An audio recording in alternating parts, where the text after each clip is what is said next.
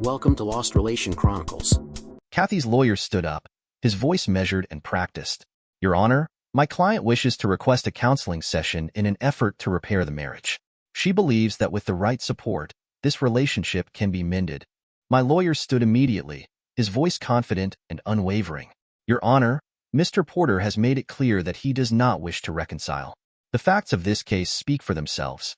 Mrs. Porter has engaged in multiple extramarital affairs and is currently pregnant with a child fathered by one of these individuals.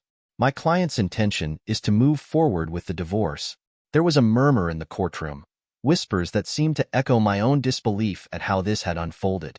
I clenched my hands together, keeping my expression neutral. I needed to stay strong. Kathy's lawyer pushed on, though there was a hint of desperation in his tone now. While my client acknowledges past mistakes, she believes that a counseling session could bring closure and understanding to both parties, possibly healing some of the damage. I felt a surge of frustration. I leaned forward slightly, my voice steady but firm. Your Honor, I appreciate the court's time, but I have no interest in counseling. Too much has happened, and this marriage is beyond saving. I just want the divorce. Kathy's lawyer glanced at his notes before addressing the judge again. Your Honor, beyond the marriage itself, there is also the welfare of the unborn child to consider. My client believes that counseling is essential for ensuring that all parties, especially the child, have a chance at stability and support. My lawyer shifted slightly but stayed silent, waiting for my cue. I couldn't keep my frustration contained any longer. I stood, the words tumbling out before I could stop them. I have no interest in raising that devil spawn that isn't mine. That cheating 304 can find her father and let him raise it. I don't want to attend any counseling with that woman. Mr. Porter, one more word and I will hold you in contempt of court, he yelled at me. A quiet gasp moved through the room, and I caught a glimpse of Kathy's face, pale and tight-lipped. The judge's eyes narrowed as he looked at me over the rim of his glasses, a long pause filling the space as if he were weighing every word. Mr. Porter, the judge said, his voice firm, while I understand your feelings, this court must consider all factors, including the emotional welfare of everyone involved. I am ordering both parties to attend counseling sessions as a final attempt to address these issues constructively. I will not attend, I scowled. I am ordering 1 month of counseling 2 sessions per week. You will attend, Mr. Porter, or else. He glowered at me for a moment, then banged his gavel again, that is all. A week later, the room was silent, tense, with an air that seemed to buzz with unspoken words. The counselor, a middle-aged man with a calm demeanor and glasses perched on the edge of his nose, sat across from us, hands resting lightly on a notepad. Kathy sat next to me, looking down, twisting the fabric of her sweater nervously. Ben, Kathy started, her voice shaky. I just want to say. Don't, I snapped, my voice cold and sharp. Keep your mouth shut. I don't want to hear anything from you. The counselor, Mr. Hensley, glanced between us, his expression neutral but attentive. Ben, I know this is tough, but we're here to try to open a dialogue. Even if it's uncomfortable, speaking up can help us move forward. Will you give it a try? I crossed my arms, my jaw tightening. I'm here because the judge ordered it, not because I want to talk. I'll attend, but I don't have to participate. A brief silence followed, Mr. Hensley's eyes searching mine for any sign of willingness. When none came, he sighed, shifting his notepad slightly. I understand this is painful, but communication is a step toward understanding, even if it doesn't lead to reconciliation. After an hour, okay doctor, good session. See you Thursday? I'm canceling the sessions and sending my report to the judge. Even better. I left the office. The judge was not pleased. Give me one reason why I should not hold your client in contempt, he growled at my lawyer. Your Honor, you ordered my client to attend the sessions. He attended the first session in accordance with the order. It was the counselor who called off the rest of the session. The counselor's report clearly states that he made no attempt to engage in the session. He put in headphones and ignored them for the entire time. The judge responded. The order was that he attend, my lawyer returned. He attended. Given that the counselor felt that there was no benefit in continuing, I would like to request that you grant the divorce according to the petition. Not on your life. The judge said, I am ordering 4 weeks of counseling. Mr. Porter will attend, and he will participate. The office was set up in exactly the same format as before when I arrived. 2 chairs about a foot apart faced the doctor's desk. He sat behind it. The desk was bare, barring a yellow legal pad and a picture of a pretty woman I would guess in her mid-30s, and a child that looked about 6 years old. Mr. Porter, the doctor said, please, take a seat. Once again, I started to move the chair. Kathy put her hand out to stop me and I jumped back. If you dare to touch me, I would consider it an assault and would punch your teeth in your stomach. You understand, bitch? Kathy gasped, pulling back. I went back to moving the chair and then sat in it. Once again, I got out my phone. Mr. Porter, the judge ordered that you participate in the session. I know, I said, my voice steady. I'm using my phone to record the session to prove my participation. My lawyer mentioned that some counselors might have their own agendas. Since my soon-to-be ex-wife has already been seeing you for some time, I feel you may have developed a relationship with her that could work against me. The counselor, Mr. Hensley, tilted his head slightly. And what if I do not wish you to record the sessions? He asked, his tone calm but direct. Then I'll go back to court and request a different counselor. I replied firmly. I have that option. The only reason I didn't do that already was to avoid more delays. I just want to quickly get rid of this 304. Mr. Hensley turned his attention to Kathy, who was sitting with her arms crossed, eyes averted. Kathy, how do you feel about the sessions being recorded? She shrugged, barely looking up. Whatever, she said with a hint of impatience, waving her hand dismissively. Can we just start? The air in the room seemed to settle, a reluctant agreement hanging between us all. Okay then, Mr. Hensley said, folding his hands in front of him. What I would like to do to start. Before we start, I interrupted, my tone cold. Can I ask a question? Of course, he said, his voice measured. You can ask questions at any time. I may ask you to hold off during certain points, but right now, go ahead. He offered a small smile that I didn't return. Have you slept with her yet? I asked bluntly. Kathy gasped, a sharp intake of breath that cut through the room, but Mr. Hensley's expression didn't change. No, Ben, he said evenly, Kathy and I have not had, nor will we have, any kind of sexual contact. It would be highly inappropriate, even if I were not already very happily married. Does that answer your question? I looked at him for a long moment before nodding. I believed him, despite the fact that Kathy seemed to have been involved with nearly every man she'd encountered in the past year. All right then, Mr. Hensley continued smoothly. As I was saying, to begin, I'd like to set our expectations. Since I have already spoken to Kathy on a few occasions, I would like her to outline what she hopes to achieve in these sessions and what her desired outcome would be. Ben, I'd ask that while she's talking, you refrain from comments or questions until the end. Once Kathy has shared her goals, I'll ask you to do the same. My goal is to see her get an incurable STD and watch her die a slow and painful death, to go to her grave and piss on it. That is the ultimate dream that I have. Mr. Hensley shook his head and looked towards Kathy, who was already shaken by my response. Talk to me, Kathy, Mr. Hensley said, his tone gentle. Tell me what you would like Ben to hear. Kathy took a shaky breath, her voice wavering as she began. I want him to hear how sorry I am for hurting him.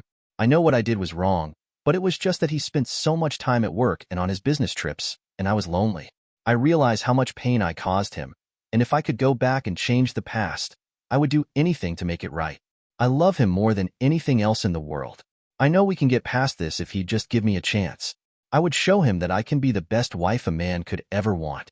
We could raise this child together, give him a wonderful life, maybe even a sibling. I want us to be a family again. I know we can make it through this. Mr. Hensley offered a small nod and a faint, supportive smile. Thank you, Kathy. Now, Ben, what would you like to say? She can write down her feelings on a piece of paper, then roll it in and stick it up her butt, far enough to choke on it. Feelings mean crap to me, and she is already dead to me. Kathy started to cry and ran out of the room. Please collide with something and die, I said as she ran out. That was not helpful, Mr. Hensley remarked, his voice steady but edged with concern. I don't want to be helpful, I spat back. That lying, cheating woman slept with half the city for a year, got herself pregnant, and then tried to pass the baby off as mine. If I hadn't already been suspicious and demanded a DNA test, I'd be stuck right now paying for someone else's kid. Tell me, doctor, how exactly should I be acting? It's natural to be angry, Ben, Mr. Hensley replied evenly, but you need to look past the anger to remember what you shared. I glared at him, my rage simmering. Do you even know what the hell you're talking about? I snapped. Have you ever had the love of your life, the person you trusted with every piece of yourself, who you die to protect, betray you so completely that you question your own sanity? How can someone who says they love you hurt you so deeply that it pushes you to the brink of wanting to end it all? And did you notice she hasn't even once truly apologized for what she did? Not for screwing all those men, Not for the endless lies. Not for getting herself pregnant and not even knowing who the father is. The only thing certain is that it wasn't the person who should have been giving her a child. Me. So don't sit there with your sanctimonious, and your book knowledge, telling me I need to move past my anger.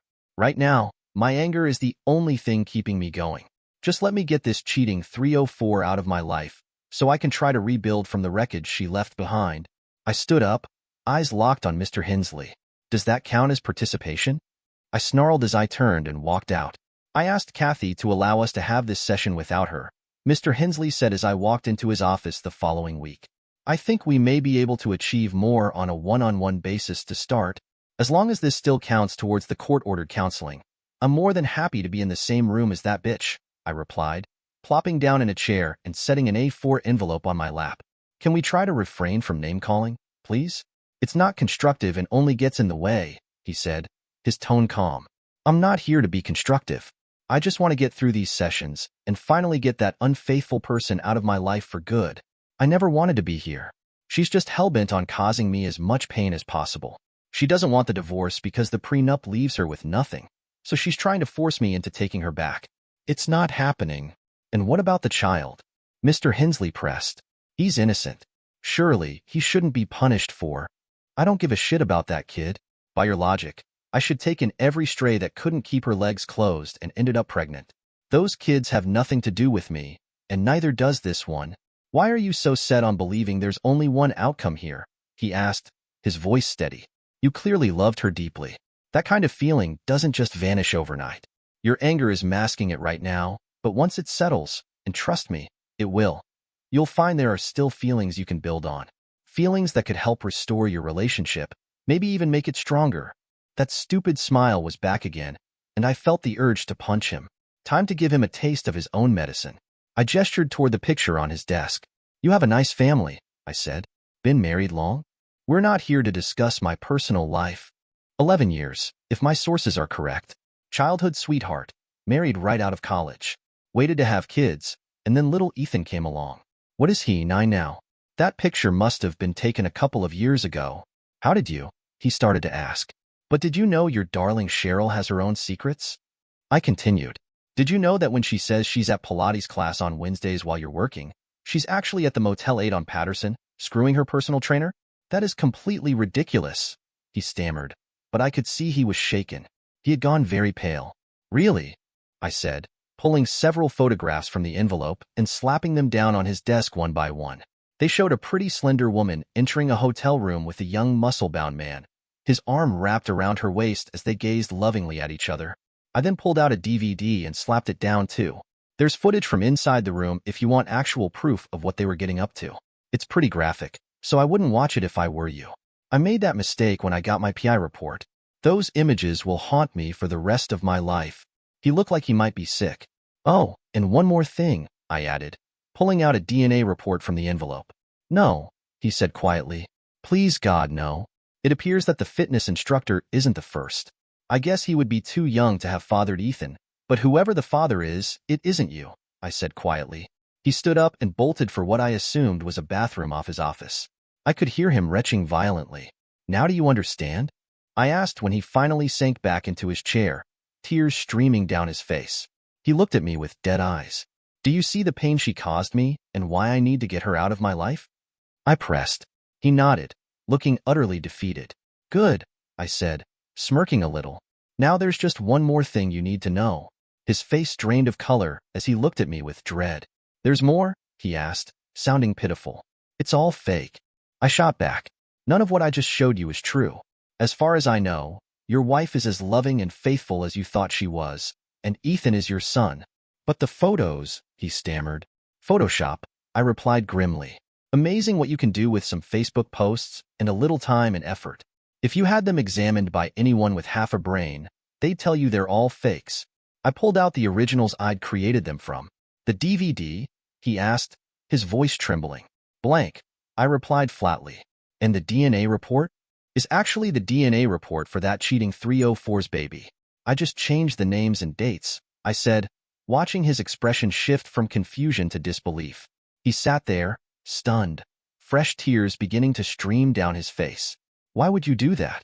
What did you think you could possibly achieve by wrecking my marriage and my life? He asked, his voice cracking. That was not my intention, I shot back. That's why I told you right away it was all fake. I never wanted you or your family to suffer permanent harm. I just wanted you, for once, to truly understand the pain I went through. The feelings of loss, anger, and hurt. You had a taste of it for a few minutes. I'm still living with it. Your brief misery is my daily reality now. Forcing me to sit here with that bitch, listening to her spout her shit about how she loves me and wants me back, just means I have to relive the pain over and over again. There are laws against cruel and unusual punishment. Why don't they apply here? I just want to move on, pick up the pieces of my life, and get on with it. Why can't you and the courts let me do that? I started gathering the documents from the table and shoved them back into the envelope. I'll leave this with you to dispose of, I said, my tone softening just a fraction. I am actually sorry to have had to do this, but I needed you to understand. Your Honor, I have the report from the court-mandated counseling that my client was instructed to attend, my lawyer said, addressing the judge with a mixture of formality and urgency. I have a copy, the judge growled, his eyes narrowing as he flipped through the pages. It appears that the counselor believes, even after only 3 sessions out of the mandated 8, that this marriage is beyond saving. For the well-being of all involved, including the child, the best course would be to allow its dissolution. Yes, Your Honor. I would request that you order the divorce be completed as per the petition, my lawyer pressed. The judge stared at me for a long moment. I kept my gaze fixed straight ahead, refusing to meet his eyes, not wanting to reveal the turmoil inside. So ordered, he said finally, banging his gavel with a finality that echoed in the courtroom. The judge glanced at the financial records before him and delivered his ruling with a tone that made it clear this was not a matter to be taken lightly. There will be no alimony, he stated, looking up at us. Ms. Kathy earns more than Mr. Porter, and both parties will retain their pre-marriage assets. The remainder will be divided 50-50. No alimony meant that I wouldn't be financially tethered to Kathy any longer. Kathy had lost her job, a fact that didn't surprise me in the least. One of her lovers had turned out to be a client, and I could only imagine the mess that would have ensued from that. I couldn't help but smirk internally at the irony of her situation. Then, as if it couldn't get any more ridiculous, I heard that she had filed a suit against 7 men, requesting the court to mandate DNA tests. I couldn't believe it. Here she was, dragging multiple men into the fray, all in an effort to sort out who the father of her child might be. The aftermath of the paternity test had set off a chain reaction that I couldn't have predicted. News spread like wildfire. All 7 wives of the men Kathy had been sleeping with filed for divorce against their husbands. I couldn't help but feel a grim satisfaction at the chaos she'd unleashed on everyone involved. It was like a karmic whirlwind, and I was just a bystander, watching the fallout. Last I heard, one of those angry wives had stormed into the courthouse and attacked Kathy. The image of her breaking Kathy's nose was almost poetic in a way. After everything Kathy had done, seeing her face bloodied and bruised felt like some kind of cosmic justice. I had to admit, I almost laughed when I heard about it. It was hard to feel any sympathy for her at that point. She had turned my life upside down, and now she was reaping what she had sown. Kathy had given birth to her child, but that didn't change how I felt about her or the situation. The cases against those 7 men were still lingering in the courts, and I wondered how long it would take for all that to finally be resolved. Honestly, I was just glad to be out of the mess. Kathy showed up at my house unannounced one afternoon, her face set with a mixture of desperation and entitlement. I could tell from the moment she walked through the door that she was on a mission to convince me to marry her again. She started spouting all this nonsense about how she had changed, how she realized what a mistake she had made, and how much she loved me. It was almost laughable considering everything that had happened. I stood my ground, refusing to let her manipulate me again. Kathy, it's over. We're done. You made your choices, and now you have to live with them, I told her firmly, trying to keep my cool. But she wouldn't let it go. She was relentless, her voice rising with every word, trying to make me feel guilty for not considering a reconciliation. Just then, Nancy, my girlfriend, came out from the kitchen. She must have sensed the tension in the room because she didn't hesitate to confront Kathy. You need to leave. You're not welcome here, she said, her tone sharp and unyielding. Kathy's response was explosive. She launched into an abusive tirade, spewing venomous insults and trying to demean Nancy, clearly believing she still had the power to intimidate. I could see Nancy's eyes narrow as Kathy continued her verbal assault. I felt a surge of protectiveness for Nancy, but I knew Kathy was unhinged, and I didn't want to escalate the situation. Then it happened. In a moment of rage, Kathy lunged at Nancy, trying to hit her. That was a huge mistake. Nancy, who was no stranger to standing her ground, expertly sidestepped Kathy's wild swing and retaliated with a brutal counterattack. She kicked her and threw her on the floor. I stood there, half in shock and half in admiration, as Nancy quickly gained the upper hand. She was fierce, and Kathy, who had always relied on her manipulative tactics, was clearly outmatched. Before I knew it, Nancy had Kathy pinned against the floor, her anger palpable. It was surreal, watching Kathy, the woman who had once held so much control over my life, reduced to this. I could hardly believe what I was witnessing. "Get the hell out of our lives, Kathy. You're not welcome here," Nancy shouted. In the midst of the chaos, I pulled out my phone and called the cops.